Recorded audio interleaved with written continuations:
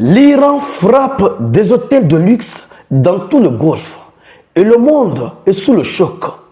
Pourquoi viser le Fermont à Dubaï ou des quartiers civils à Manama plutôt que des simples bases militaires?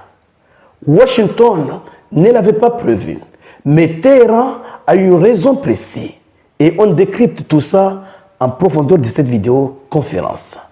Mais avant d'aller en profondeur, partagez cette vidéo et cliquez sur le bouton suivre pour rejoindre votre communauté. Allons-y directement dans les détails. D'abord, que disent les sources? Cet événement s'est déroulé aujourd'hui. Un drone iranien a attaqué un hôtel à Bahrem où séjournaient des représentants du ministère de la Défense américain, selon le Washington Post.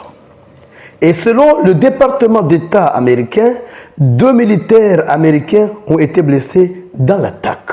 Voilà la réponse à la question. Pourquoi Téhéran frappe des hôtels? C'est parce que les bases militaires des États-Unis dans la région sont devenues invivables. Ce sont des bases frappées, pulvérisées par les missiles balistiques iraniens. Et pour ce faire, les rescapés se sont dispersés un peu partout. Ils séjournent désormais dans des hôtels au lieu de séjourner dans les bases militaires. Donc, Téhéran est en train de les traquer, que ce soit dans un hôtel, que ce soit dans une résidence où ils se cachent. Les renseignements iraniens le savent et frappent avec précision. Donc, Téhéran a lancé un drone depuis l'Iran jusqu'à Manama, précisément là où les militaires et responsables américains séjournaient. Exactement. Oui, parce que ce n'est pas un hôtel d'un seul appartement. Vous devez le savoir. Donc, Téhéran savait où frapper avec précision depuis des milliers de kilomètres.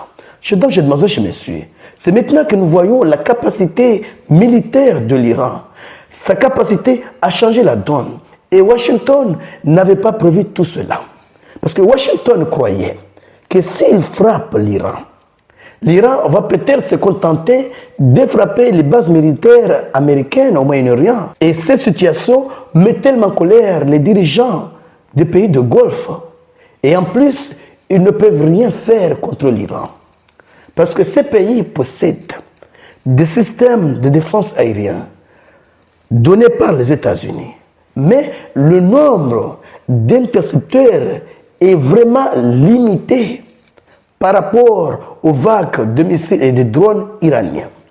Donc, s'ils décident d'attaquer l'Iran, au lieu que l'Iran envoie 500 drones aux Émirats arabes unis, par exemple, il va envoyer 3000.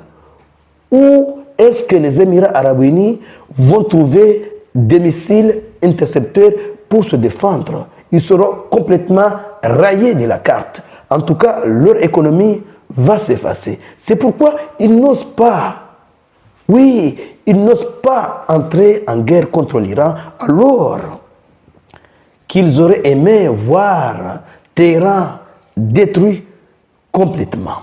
Je demande chez messieurs, la situation est complètement compliquée côté américain. Oui, les États-Unis accusent la Chine de soutenir le terreau en fournissant des données de renseignement à Téhéran au milieu du conflit en cours. Parce que Téhéran n'est pas seul. Même si vous ne voyez pas la Chine en train d'envoyer des bombes en Iran, et peut-être elle a déjà fourni quelque chose à Téhéran, mais côté renseignement, là, la Chine collabore étroitement avec l'Iran. Parce que la Chine a déclaré qu'il soutient l'Iran, soutient la défense de l'Iran. Et surtout que le système militaire de Téhéran a été raccordé au système Baidu de la Chine, pas au GPS ou au satellite américain. Donc, Washington ne contrôle rien dans ce sens. Et la Chine est en train d'espionner et d'envoyer les données précises. C'est pourquoi vous voyez que les drones et missiles iraniens sont précis, frappent un radar à des milliers de kilomètres, lancent un drone depuis des milliers de kilomètres et frappe exactement là où se logent les responsables américains. Chez mademoiselle, chez monsieur, l'Iran est en train de changer la donne. On ne l'a pas vu venir, mais maintenant, on constate la capacité. On voit vraiment que la dernière fois, l'Iran n'a pas voulu placer la barre haut. Mais maintenant, il n'a aucun choix. Il doit se défendre. Et pour se défendre, il doit frapper fort. Oui, beaucoup très fort. Très, très, très fort. Que jamais, qu'aucun pays n'osera l'attaquer. L'Iran n'a jamais attaqué personne. C'est les autres qui l'attaquent.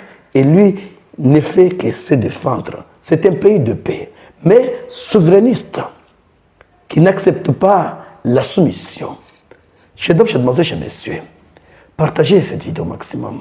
Oui, pour faire en sorte que ceux qui ne sont pas encore abonnés puissent également bénéficier de ces informations. Et surtout, les amis, restez connectés pour la suite des événements. Merci.